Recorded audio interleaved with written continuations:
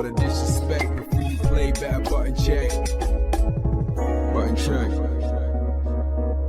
What is up, Butt Check family? Welcome back to yet again a beautiful day of buttons that need to be checked. It is April 2nd by the time I'm recording this. We got a lot. Did you know it was your boy's birthday? It's gonna be in about 3 days, man. I kind of want to do something special. I kind of want to go live and talk to you guys, but it's really close to Easter, so we'll figure it out. I just want to thank you guys for your support, man, whether you're just stopping by watching the channel, you're on the Patreon, super thanks, whatever, man. Even for the sponsors. Like, I got a chair right here from FlexiSpot. I don't know if you guys remember, I talked about it about 3 weeks ago, and this right here is the C7 Max ergonomic chair. I'm still rocking with it. You see, I'm using it every day. Dirty Low was rocking with it the other day. Right now, it's still on sale. You can get up to 70% off on their spring sale. I believe it's the spring sale going on right now. I still have a code, which is C730. If you put in C730, you'll get an additional $30 off this bad boy right here, which is the C7 Max. They have other things as well. If you're looking for more like a chair in the budget, gaming chairs, ergonomic chairs, they even have those cool standing desks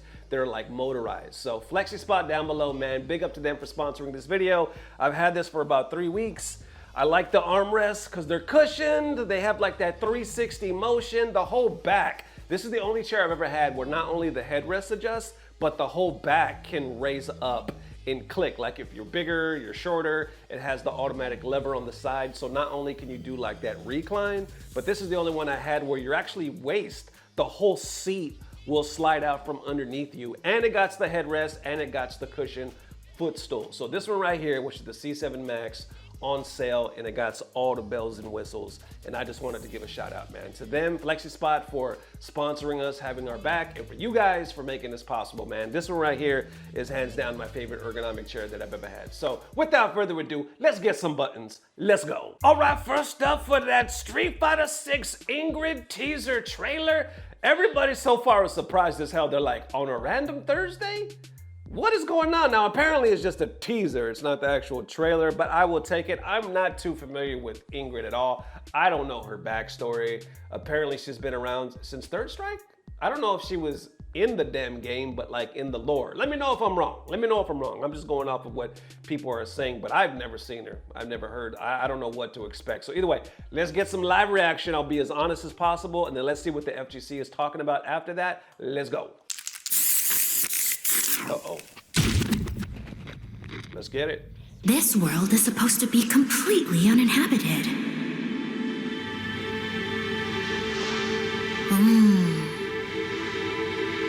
Odd, though. How did a Terran like you end up in a whole other world?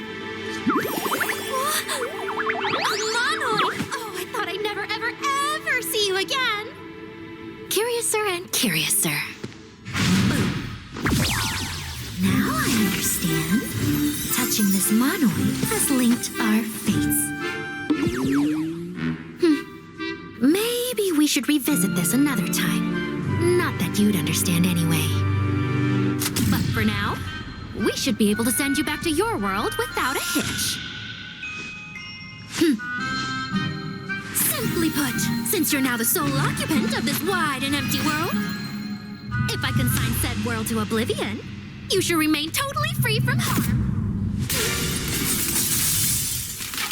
Wait, so is she like an alien fairy, multiverse, reality bending, time warping? Hold on, let's continue.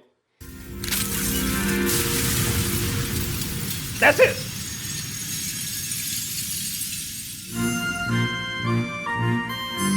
Now, this is not a goodbye. As long as our fates are linked, we can meet again. Should you wish to do so, seek out my monoids. Wow. Until next time, bye now.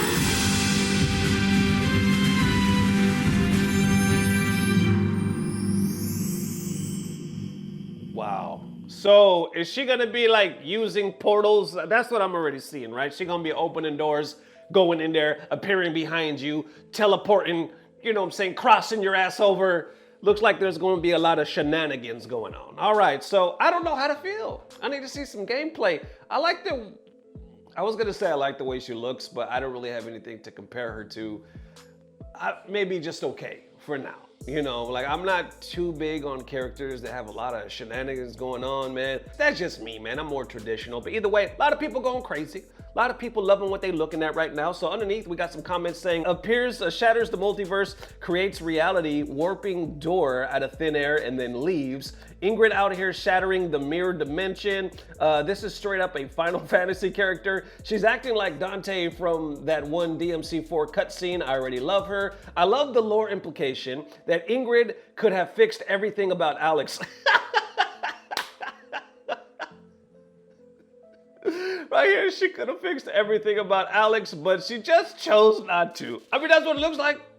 You know what I'm talking about? She has the power. She can go to another damn dimension where Alex is married to somebody that's not related to him, you know what I'm saying? But she's not gonna fix that. She said, nah, he's cool. And then, bruh, she just broke the fucking fabric of reality. I'm already hyped for this character's level 3 already. I wasn't expecting a teaser trailer yet. Now, if we go on over to that Twitter, that FGCX, underneath where Capcom posted, we see, so does this mean no Balrog, Fei Long, Rock Howard, or Sakura? And I mean, we had to wait an extra day, or I see we had to wait an extra day because nobody would have believed this if the teaser dropped yesterday, obviously with April Fools. And I preferred this skin, you see this one right here. And I know we got Ed, but it would be nice to get the GOAT back. I'm all for that as well. What else we got? Also, bro, this is Street Fighter. The hell's a whole ass god doing here? I saw a few of those comments actually. They were like, how are we supposed to be the god, or what is she doing here? And then people kind of responding saying, what's the difference? Like you see it in other fighting games. And what about like Urien and Gil? Like, is there really a difference? And then beautiful man, she's finally here. Down here, you got a wish list, and this makes sense. Ingrid snaps her fingers and Alex is no longer married. And don't tell me she's gonna be drive rushing through magical portal doors. You see this screenshot, and open the world to Darkstalkers. Come on, Ingrid. And I only have one wish for year 4, Capcom. I second that as well. I would actually rather have Dudley than Rog if I had to choose, but either way. And then, bro, how the fuck are you supposed to be the god? See, I was just talking about that. You get more comments like that, and then we wrap it up right here. Can anyone tell me why this character is hated? I don't get it, and there you have it. So as far as like hated, I don't know if she's like hated. I think if people do feel some type of way, it's more of like a character choice, because there's so many people out there that want their mains back. You know, you see it all in this thread. People are like, give me Rufus, give me Dudley, give me Rog. You know, we want our favorites. There's so many characters that we're still hoping for, and then you drop a new one. Now, there's a lot of people out there that feel like, no, that's the way we should be. We should be moving forward, new characters introduced. It's okay, we don't have to hang on to the past, especially when it comes to the World Warriors. I'm not one of those people. I'm more like stuck in that time, and I'm like, no, bring it back. Let people have their favorites. They'll get hype, rather than like a 50-50 chance that people rock with this new character. Bring back a fan favorite. You see how people lost their shit for Alex? Anyway, that's just me. That's just me. How you feeling? But this next set of buttons kind of connects with this. Y'all are familiar, or are you familiar with somebody by the name of Top Hat Gaming? His name is Top Hat Gaming Man. Top Hat Gaming Man. He has almost 200,000 subscribers. He talks video games. He released a video, man, like, I don't know, maybe a month ago, where he was like, the Street Fighter 6 Season 4 roster was leaked. And I kind of talked about a clip of it. There was a lot of people that disagreed with his predictions. I was one of them. I can't remember exactly what I said. I do know I wasn't talking shit, but I was more or less like saying like, I don't think this is right, you know? And then he made an updated video just like 2 days ago talking about Street Fighter 6 Season 4 roster revealed. Fans are not happy, and he actually put button check in the damn video. So I wanted to show you guys a clip, and let's react together. Content, and I made it in my downtime over Christmas, in which I laid out what I believe to be a very sensible, logic-driven prediction for how Capcom would approach Season 4 of Street Fighter 6's DLC roster. And central to that prediction was the idea that the upcoming live-action Street Fighter movie, arriving in cinemas on October the 16th, 2026, would play a significant and deliberate role in shaping the DLC calendar, not just cosmetically, but in terms of which characters actually get added to the roster. One creator who runs a channel known as Button Check even made a reaction video which featured him scratching his head at my predictions on how I foresaw things potentially unfolding. Amusingly, a lot of people did not take my video very well. Comments ranged from politely skeptical to the outright hostile. People accused me of clutching straws, projecting worst case scenario thinking onto a company that surely would never let a Hollywood movie dictate the direction of its fighting game. A few people, though, were considerably less diplomatic than that, and the general sentiment was clear: Top Hat has lost the plot. And now, well, I'm at least halfway to being right so far, as Capcom has gone on record in a financial Q&A with investors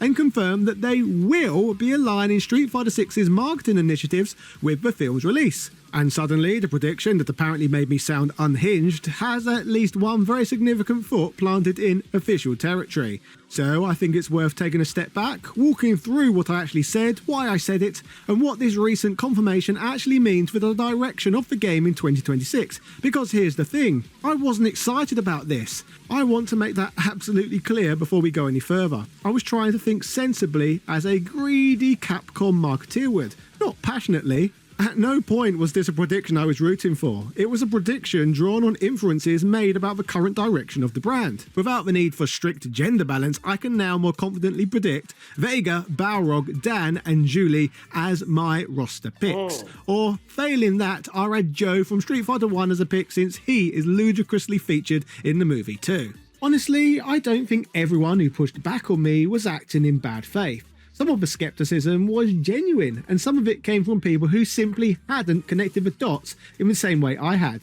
Fair enough, I've been wrong before. I may very well be wrong on this one. And not every dissenting comment represents something worth dissecting. But a significant portion of the hostility I received wasn't really about whether my logic was sound. It was about what people wanted to be true. There was a palpable anxiety in a lot of the comments, a fear that Street Fighter VI's identity as a competitive fighting game would be diluted or compromised by Hollywood's involvement. And I understand that fear, genuinely. As you likely know, I am thoroughly unimpressed by everything I have seen about this movie so far, and the fighting game community has been burned before by decisions that felt like they prioritised mass market appeal over the integrity of the games themselves. Marvel vs. Capcom Infinite's roster choices are still a sore topic. The aggressive monetization of certain fighting game seasons is still a source of frustration. The worry that a blockbuster film will drag Street Fighter VI toward being a promotional vehicle rather than a game designed for its community is not irrational. But that anxiety isn't actually a counter-argument. Wanting something not to be true is not evidence that it isn't. All right, so how y'all feeling about that? There's more down there. I mean, obviously in the video, I'll put the link down below. He's talking about a lot of the blowback he received from the initial predictions. He was like, yo, I was just going off of what was in front of me. Some of it I don't agree with. I think the movie is ass, what he's saying, and honestly, I agree with him so far. I gotta watch that. Capcom already has my money. I'm obviously gonna go watch the movie, but just off the previews, I hope it's a straight comedy. I hope it's a straight feel-good, just a fun movie. Because if it's anything trying to be serious, it looks like dog shit to me. So if it's a comedy, they got me. I hope they just have fun with it. I really do. But either way, going back to this, do you think he has a point here where he's like, yo, it doesn't matter how you feel or who you want in it. It's more so the direction that Capcom's going in, and that they want to align their focus and character releases with what's happening in the actual movie and with Hollywood. Do you think the picks that this man picked... Without the need for strict gender balance, I can now more confidently predict Vega, Balrog, Dan and Julie as my roster picks. ...is actually legit. He's talking about, let's put all feelings aside and let's go directed more towards logic. How y'all feeling about that discussion? Let me know. And there it is one more time, Butt Check family. Appreciate the massive love, man. Today is what? Today's Thursday. I might post this Friday. I'm not sure yet. I actually posted one already earlier today, which was the whole Eris thing, which firing shots. I mean, that was insane. That's on the channel if you guys want to check it out. Link down below, man, for this chair right now because it's on sale. But Flexi Spot has a 70% off sale going out throughout their whole website. So either way, I appreciate the massive love if I could talk, massive support. It is my birthday this weekend. I want to do something special. We'll see. So either way, appreciate the massive love. As always, I don't know what it is, but I know somehow, some way, it's about to get better. Love y'all forever. Peace. Blah, blah, blah. Subscribe.